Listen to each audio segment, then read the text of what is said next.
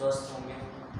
ठीक है, एंड हम लोगों ने linear equation variable series start की थी। ठीक है, इसमें हम क्वेश्चंस के थ्रू अपने कॉन्सेप्ट समझ रहे थे।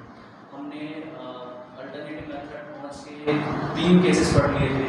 ठीक है, एक आपका नॉर्मल केस, सिंपल केस जिसमें आपको वेरिएबल कॉन्स्टेंट्स अलग अलग करते थे। एक आप डायरेक्ट फ्रैक्शन मेथड था, एक इनडायरेक्ट फ्रैक्शन मेथड हमने कल ही पढ़ा था, वेरिफिकेशन करना हमने सीख लिया था। तो ये सब वीडियोस में आप जाके ऑलरेडी देख सकते हैं। आज हम अपना केस नंबर 4 यानी इनडायरेक्ट फ्रैक्शन मेथड कब, जब आपका डिनोमिनेटर वेरिएबल हो, तब कैसे सॉल्व करेंगे क्वेश्चन।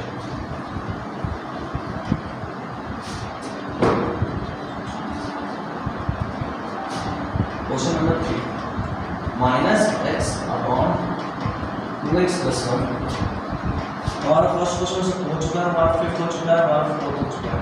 हम क्वेश्चन नंबर 3 कर रहे हैं। ठीक है, +½ = 1 अपॉन x - 1।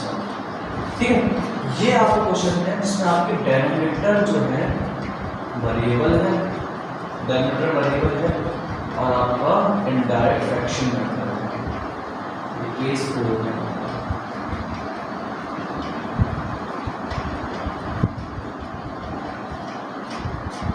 ठीक, तो इस क्वेश्चन को आप कैसे अटेम्प्ट करेंगे? इस क्वेश्चन पहले तो इस क्वेश्चन पे पर्टिकुलर मैं देखूं तो मैं चाहता हूं इसे इधर ला सकता हूं, इसे इधर ले सकता हूं, दोनों तरीके से कर सकता हूं। ठीक है, अच्छा आगे बढ़ने से पहले एक चीज और, लीनियर इक्वेशन में कई बार क्या होगा, क्रॉस मल्टीप्लिकेशन करते समय, एलसीएम लेते समय आपका स्क्वायर टर्म यानी ऐसा बन सकता है कुछ। ठीक है, तो पहली बात तो इससे बचने की कोशिश करें। इससे दूसरा कोई रास्ता मिले तो वहां जाए, बट अगर गलती से फंस जाए तो आपको काटने के बाद दोबारा शुरू करने की बिल्कुल भी जरूरत नहीं है।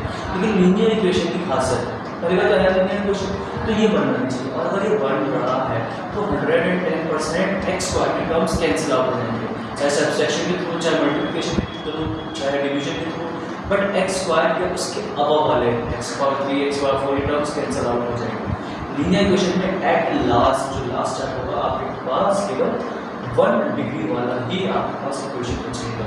ठीक है, तो इसका थोड़ा सा ध्यान रखें और इसमें डरें नहीं, क्योंकि बच्चे क्या देखते हैं क्वाड्रेटिक बनकर यानी कि पावर 2 बन रही है तो क्वेश्चन काट के दोबारा शुरू करना है, सोचते हैं क्वेश्चन गलत है। तो एक तो इस रास्ते जाना नहीं है, अब जो गलती से हिसाब से चले गए हैं तो डरना है। ठीक है, चलिए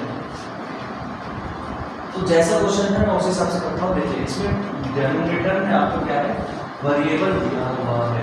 तो आप लोगों को याद होगा कि अगर मान लो मैं फ्रैक्शन वर्ड की यूज करता हूँ, ऐड करता हूँ, तो सॉरी थोड़ा सा इजी लिखा हूँ मैं।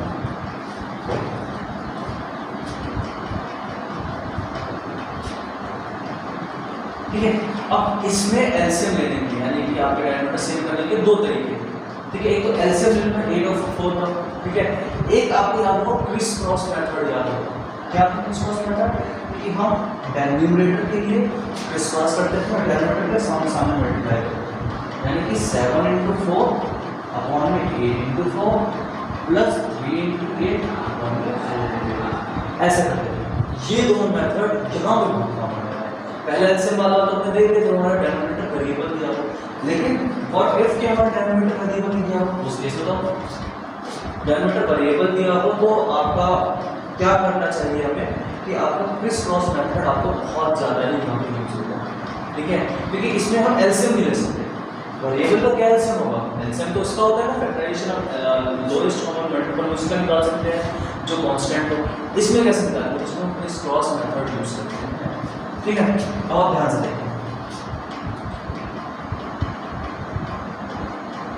ये रफ वर्क है ताकि आपको समझ सके। ठीक है, पहले न्यूमरेटर ये क्रॉस किससे होता है और ये सामने सामने मल्टीप्लिकेशन किससे होता है, ये मैंने मेथड वाइज आपका फ्रैक्शन वाली सीरीज में बता रखा है। प्लीज जाके वो सीरीज एक बार देखिए तो आपको ये वाला पार्ट इक्वेशन सॉल्व करने वाला पार्ट समझ में आएगा। एक बार आप इक्वेशन सॉल्व करना सीख गए ना, उसके बाद आगे के जो टॉपिक्स हैं बहुत आसान होने वाले हैं आपके लिए। तो इसलिए फ्रैक्शन वाली सीरीज जरूर देखिए इक्वेशन सॉल्व करने के लिए। ठीक है, तो 2 का -x के साथ मल्टीप्लाई होगा, फिर 1 का किसके साथ होगा, 2x + 1 के साथ, नीचे 2 × 2x + 1। ठीक है, ये केस है। एक बार आप देख लीजिए क्या है, ठीक है, बस इसमें ये स्टेप इंपॉर्टेंट है, बाकी इसके बाद तो सारे इजी है। ठीक है, देखिए बन गया आपका। अब इसे सॉल्व कर लीजिए, -2x + 2x + 1 अपॉन में 4x + 2 = अब देखिए ये क्या बन गया, डायरेक्ट फ्रैक्शन मेथड बन गया। ये डायरेक्ट फ्रैक्शन मेथड सॉल्व कीजिए, ये कैंसिल आउट हो जाएगा, ये कैंसिल आउट हो जाएगा, ये बच जाएगा 1/4x + 2 ये बन जाएगा x = 1/x - 1। अब आप क्रॉस मल्टीप्लाई कर लीजिए, x - 1 = 4x + 2, यहाँ देखेंगे -3x = 3 x की वैल्यू -1।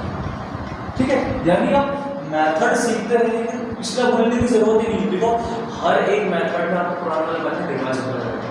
ठीक है, इसमें कौन सा रिवाइज हुआ, इसमें तो इनडायरेक्ट वाला जो आपका डेनोमिनेटर वेरिएबल वो तो नया मिला ही हमें, जो डायरेक्ट फ्रैक्शन हो तब क्या होगा, जो आपका नॉर्मल इक्वेशन बना हो तो कैसे सेपरेट आउट करेंगे, 3 के 3 केस एक साथ आ रहे हैं।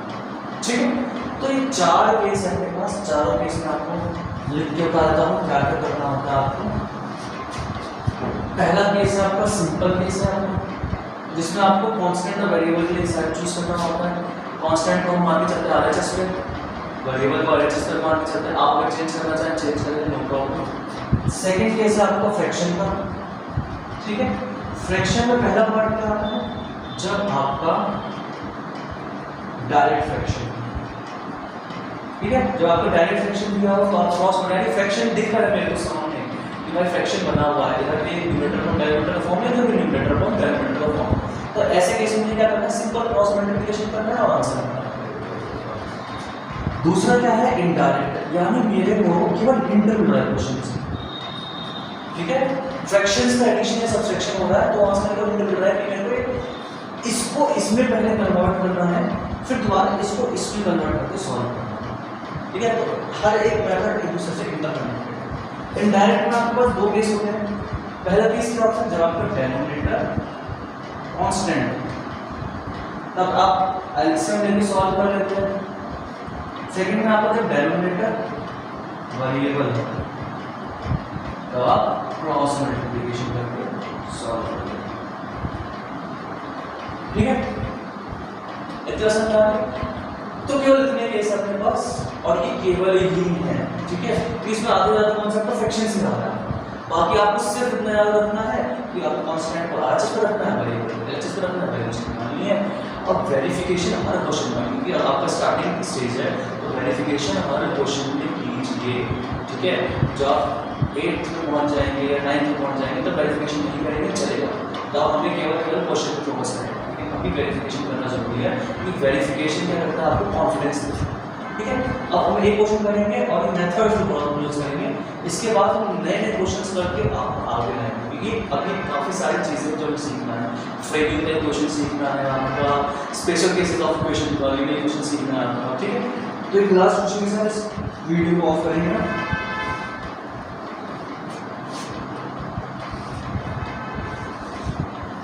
ये आपका 5x upon 3 plus x minus 1 upon 2x minus 2x equals to 1। देखिए इसमें इस क्वेश्चन में देखिए मेरे को साफ दिख रहा है इनडायरेक्ट आपका फ्रैक्शन मेथड है, जो आपका वेरिएबल है डिनोमिनेटर। ठीक है, कांस्टेंट भी है लेकिन हम जो वेरिएबल होता है तो वेरिएबल पे ही फोकस करते हैं। ठीक है, तो इसमें पहले ब्रैकेट दिया हो तो पहले ब्रैकेट को सॉल्व करेंगे। ब्रैकेट को सॉल्व करने के लिए माइनस करना पड़ेगा। ठीक है, अब लेकिन माइनस करने के लिए मुझे लेना पड़ेगा एलसीएम, या फिर डिनोमिनेटर सॉल्व को सेव करने के लिए इसको कन्वर्ट करना। यहाँ पे भी फ्रैक्शन वाला मानना चाहिए। थोड़ा सा करना है बिना सॉल्व के, ध्यान से देखो तो 2x × 2x 4x स्क्वायर बनेगा। ठीक है, तो यहाँ पे मुझे हो सकती है प्रॉब्लम। ठीक है, तो यहाँ पे सॉल्व करके देखता हूँ। ठीक है, यहाँ पे सॉल्व करके देखता हूँ, अगर मेरा काम हो रहा है तो ठीक है, वरना मैं क्वेश्चन एक बार देखूँ, शायद क्वेश्चन शायद कुछ प्रॉब्लम हो जाए। लेकिन x स्क्वायर का काम हमेशा कैंसिल हो जाएगा, उसी के लिए मैंने इस क्वेश्चन का रिजल्ट किया। चलिए 2x आएगा यहाँ पे। ठीक है, तो नीचे भी 2x मल्टीप्लाई और 2x से मल्टीप्लाई हो जाएगा, minus 4x square upon 2x। ये पहला स्टेप है। ठीक है, इसमें कुछ डरने की बात नहीं, जो स्टेप में आपको जरूरी है वो कीजिए, आगे बढ़िए। ठीक है, कुछ नया दिख जाए अच्छी बात है, कुछ नया सीख रहे हैं। ठीक है, अब ये ब्रैकेट ऑन हो गया क्योंकि मैंने अंदर का सब्सट्रैक्शन सॉल्व कर दिया, ठीक है। अब इन दोनों का एलसीएम लेंगे तो 6x आएगा, ठीक है। एलसीएम मतलब क्या है ना, क्रॉस आपको करना मल्टीप्लिकेशन, ठीक है, जैसे आप फ्रैक्शन में करते हैं, ठीक है। मैं तो एलसीएम भी करूंगा, चलिए 2 इससे मल्टीप्लाई करने हो जाएगा 10x², ठीक है, प्लस 3 से मल्टीप्लाई करें 3x - 3 - 12x² अपॉन में 6x = 1। एक बार मुझे एक और क्वेश्चन चेक करके दीजिए।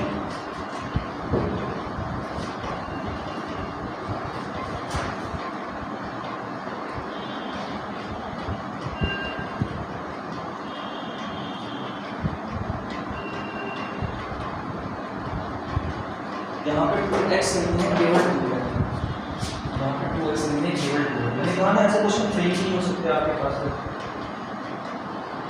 ठीक है। तो क्या हो जाएगा 3 4 -1 - 4 क्या हो जाएगा -5 हो जाएगा, एंड -5 × 3 is -15, ठीक है। अभी भी कुछ गड़बड़ होगी ना, 5x अपॉन 3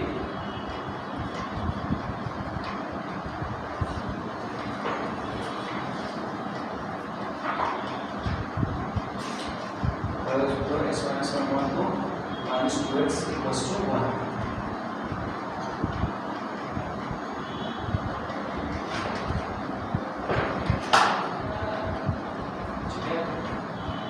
तो यहाँ पे 2x नहीं होना चाहिए, यहाँ पे भी नहीं होना चाहिए, चलिए अब हमने चला, ठीक है। तो आपको x पर से कट करना नहीं है, ठीक है। देखिए क्वेश्चन गलत सॉल्व करने आप लोग, क्योंकि अगर x की हम x पर करने हैं वो ज़्यादा नहीं करना है, क्वेश्चन गलत है ऑब्वियसली, ये क्वेश्चन बन ही नहीं रहा, तो क्वेश्चन भी नहीं, क्वेश्चन वेरिएबल का कैसे होगा। तो आगे बढ़ते हैं 10x + 3x - 15, तो 10x + 3x क्या आ जाएगा, आपको आ जाएगा 13x - 15 अपॉन 6x = 1। वही है फ्रैक्शन हो गया आपका, क्रॉस मल्टीप्लिकेशन कीजिए, 13x - 5 -15 = 6x, कांस्टेंट है कांस्टेंट की साइड, वेरिएबल को वेरिएबल की साइड, तो 13x - 6x = 15, and then 30 - 6 7x = 15, x की वैल्यू क्या आ जाएगी, देखिए 15 - 7 आ जाएगा। क्या ये वैल्यू आप फोरकास्ट कर सकते थे रिटर्न ट्रायल मेथड के लिए, ठीक है। तो रिटर्न ट्रायल मेथड पे आपको नहीं जाना ज़्यादा, फिर सॉल्यूशन क्यों होता है, कैसे होता है, वो जानने के लिए होता है। एग्जैक्टली सॉल्यूशन निकालने के लिए अल्टरनेटिव मेथड्स पे जाना, ठीक है। तो जितने केसेस हो सकते थे बेसिक लेवल पे मैंने बता दिए, अब आगे हम एप्लीकेशन पार्ट की तरफ थोड़ा सा फोकस करें, ठीक है। तो यहाँ तक पहले आप प्रमाण कर लीजिए, फिर आगे जा सकते हैं। इसमें आप देखेंगे कि फ्रैक्शन का और रैशनल नंबर का बहुत तगड़ा यूज है, कि रैशनल नंबर में आप जानते हैं कि नंबर कब बनता है, कोई भी डिजिट कब ऑपरेशन की तरह यूज होता है, तो वो पार्ट जानना बहुत जरूरी है। और फ्रैक्शन और रैशनल नंबर देख लीजिए, और अलजेब्रिक एक्सप्रेशन तो आप छोड़ नहीं सकते, उसी के ऊपर थोड़ा फंक्शन है। तो नेक्स्ट वीडियो से हम लोग एप्लीकेशन पार्ट पर फोकस करना स्टार्ट करेंगे, फ्रेमिंग का इक्वेशन से आगे बढ़ेंगे, ठीक है। तो मेक श्योर कि आप यहाँ तक पूरा वीडियो देख चुके हैं। आई होप आप लोगों को मेरी वीडियोस पसंद आ रही हो, और अगर वीडियोस पसंद आ रही हैं तो प्लीज़ लाइक कीजिए, शेयर कीजिए, सब्सक्राइब कीजिए, और वहाँ तक पहुँचाने की कोशिश कीजिए जिनके लिए ये वीडियोज़ बनेगी। 9th लेक्चर भी यूज़ कर सकते हैं, और इक्वेशन फ्रेमिंग तो आपका आजकल MCQ का आपका और आर्टिफिशियल भी मेन एग्जाम्स होते हैं, ठीक है, जितने भी आपके कॉम्पिटिटिव एग्जाम्स होते हैं, उन सब के लिए बहुत इंपॉर्टेंट है। तो हायर स्टूडेंट के बच्चे भी दे सकते हैं, हायर ग्रेड्स के बच्चे भी दे सकते हैं।